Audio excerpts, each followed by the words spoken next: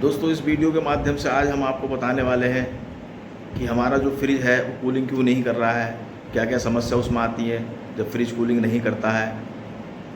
तो दोस्तों सबसे पहली समस्या, जब फ्रिज कूलिंग नहीं करता है तो सबसे पहले हमें ये देखना है कि फ्रिज में अंदर बल्ब जल रहा है या नहीं जल रहा है।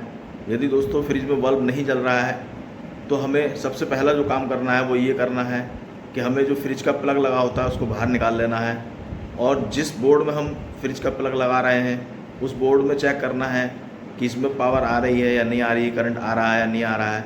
यदि उसमें करंट आ रहा है दोस्तों और हमारा फ्रिज का बल्ब नहीं जल रहा है तो कोई इशू नहीं है, हो सकता है हमारे फ्रिज का बल्ब ख़राब है। लेकिन मेन समस्या क्या है कि हमारा फ्रिज जो है कूलिंग नहीं कर रहा है। तो उसको चेक करने के लिए पूरी जानकारी मैं आपको इस वीडियो के माध्यम से दूंगा। दोस्तों यदि आप न्यू टेक्नीशियन हैं तो आपके लिए वीडियो बहुत अच्छी होने वाली है। वीडियो को आप पूरा वॉच करना, क्योंकि मैं लास्ट तक आपको सारी जानकारी दे दूंगा किस तरह से किस तरह से हम फ्रिज चेक करें और किस तरह से उसका फ्रिज का फॉल्ट पकड़ा जाए कि इसमें फ्रिज में आखिर समस्या क्या है जिसकी वजह से कूलिंग इसमें नहीं हो रही है। तो दोस्तों यदि हमारे बोर्ड में करंट आ रहा है और फ्रिज तब भी कूलिंग नहीं कर रहा है और उसका बल्ब भी नहीं जल रहा है तो सबसे पहले आप देखें कि हो सकता है उसका बल्ब ख़राब हो।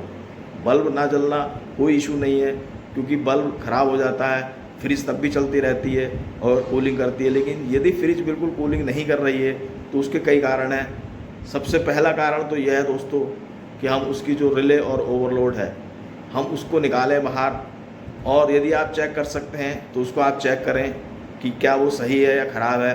यदि आपको रिले और ओवरलोड चेक करना नहीं आता है तो उसकी वीडियो मैंने बना रखी है, मैं डिस्क्रिप्शन में उसका लिंक दे दूंगा, आप वहां जाके उस वीडियो को वॉच कर सकते हैं कि किस तरह से रिले ओवरलोड की टेस्टिंग की जाती है।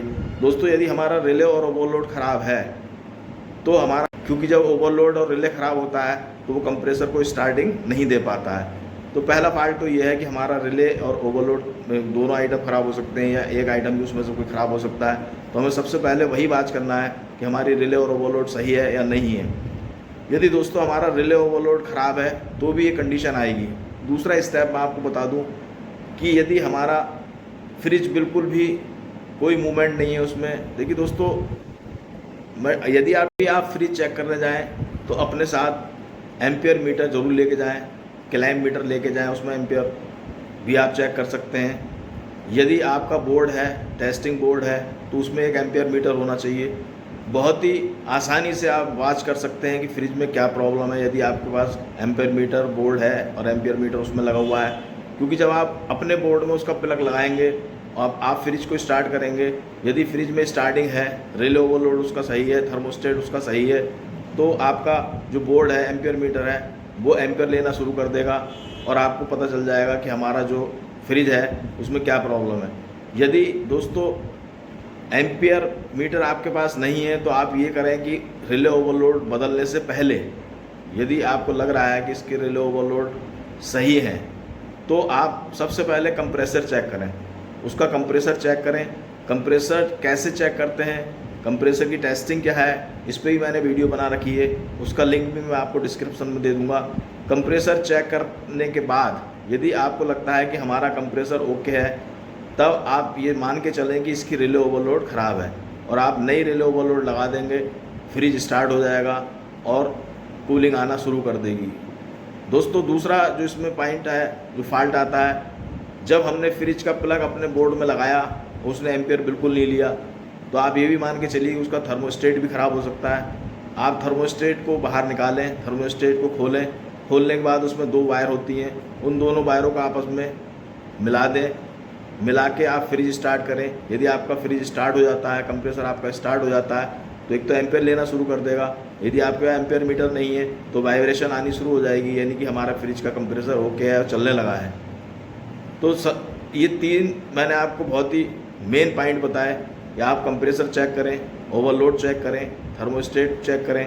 थर्मोस्टेट को कैसे चेक करना है, ओवरलोड रिले को कैसे चेक करना है, कंप्रेसर को कैसे चेक करना है, इस पर मैंने वीडियो बना रखी है, मैं आपको डिस्क्रिप्शन में उसका लिंक दे दूंगा, आप वहां जाके देख सकते हैं। दोस्तों यदि हमारा फ्रिज चल रहा है, यानी हमारा कंप्रेसर चल रहा है, हमारा कंप्रेसर भी ओके है, रिले ओवरलोड भी ओके है, उसके बाद भी यदि फ्रिज हमारा कूलिंग नहीं कर रहा है तो उसका कारण फिर फ्रिज के अंदर चॉकिंग हो सकता है। फ्रिज हमारा जो है चॉक हो सकता है। चॉकिंग को आप कैसे पहचानेंगे, इसका भी मैं आपको बताया। हमारे सिस्टम में चॉकिंग है या नहीं है, इसकी बहुत ही बढ़िया आसान तरीका मैं आपको बताता हूँ। जब आप फ्रिज स्टार्ट कर देंगे, फ्रीज़र में आप कान लगा के आवाज़ सुने कि फ्रीज़र में जो है एक आवाज़ आएगी इस टाइप की यदि फ्रीज़र में आवाज़ आ रही है तो समझ लीजिए आपका फ्रिज चॉक नहीं है। यदि फ्रीज़र में किसी भी टाइप की कोई गुनगुनाहट, कोई आवाज़ नहीं है फ्रीज़र के अंदर, तो आप ये मान के चलें कि आपका फ्रिज जो है वो चॉक है। यदि फ्रिज चॉक है तो वो तब भी कूलिंग नहीं करेगा। दूसरा एक कारण होता है चॉकिंग को पकड़ने का, आप देखें कि उसका जो पीछे फिल्टर लगा होता है, ड्रायर लगा होता है, उसको आप छू के देखें। कई बार जब फ्रिज चॉक होता है तो ड्रायर जो है ठंडा हो जाता है। कैपिलरी आप छू के देखें, कैपिलरी ठंडी हो जाती है, कई बार कैपिलरी पे बर्फ़ भी आ जाती है। उस कंडीशन में आप ये मान के चलें कि आपका फ्रिज चॉक है, इसलिए वो कूलिंग नहीं कर रहा है। आप उसकी चॉकिंग कैसे ख़त्म करेंगे, किस तरह से उसमें दोबारा गैस रिफिल करेंगे, इस पर भी मैंने वीडियो बना रखी है, आप डिस्क्रिप्शन में जाके उस वीडियो को भी देख सकते हैं। और दोस्तों एक कारण और मैं आपको बता दूं जो बहुत महत्वपूर्ण कारण है जिसकी वजह से हमारा फ्रिज कूलिंग नहीं करता है। दोस्तों हमारा ओवरलोड भी ठीक है, रिले भी ठीक है, थर्मोस्टेट भी ठीक है, कंप्रेसर भी ठीक है, हमने गैस चेक किया, गैस भी ठीक है, उसके बाद भी फ्रिज हमारा कूलिंग नहीं कर रहा है। वो कर भी रहा है तो आधे फ्रीज़र में कूलिंग आ रही है, लेकिन आधे फ्रीज़र से ज़्यादा कूलिंग नहीं आ रही है। पीछे हमने उसका जो कंडेंसर है, जाल है, उसको छू के देखा तो आधा जाल गर्म हो रहा है, आधा जाल गर्म नहीं हो रहा है। उस कंडीशन में या तो गैस हमारी जो है कम है तो हम उसमें गैस फिलअप करेंगे। यदि पिन बाल लगा हुआ है तो आप उसमें गैस बढ़ा सकते हैं, घटा भी सकते हैं।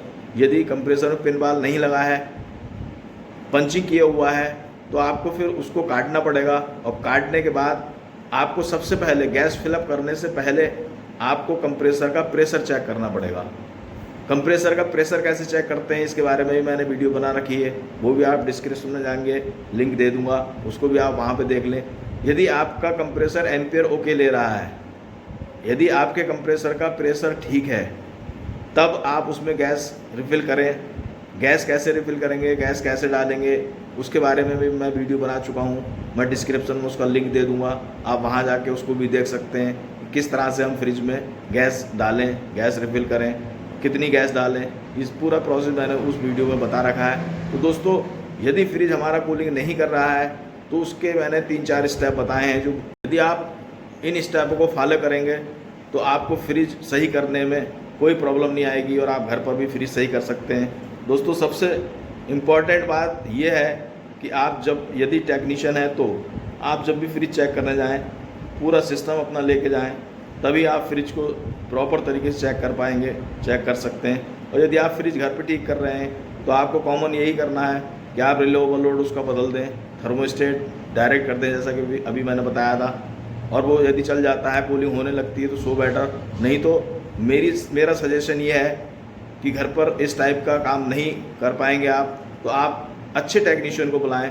और जो टेक्नीशियन है मैं उनको भी ये सलाह देना चाहूँगा कि आप बहुत ही अच्छे से काम करें ताकि आप दोबारा आपको वहाँ ना जाना पड़े और आपका काम अच्छा होगा।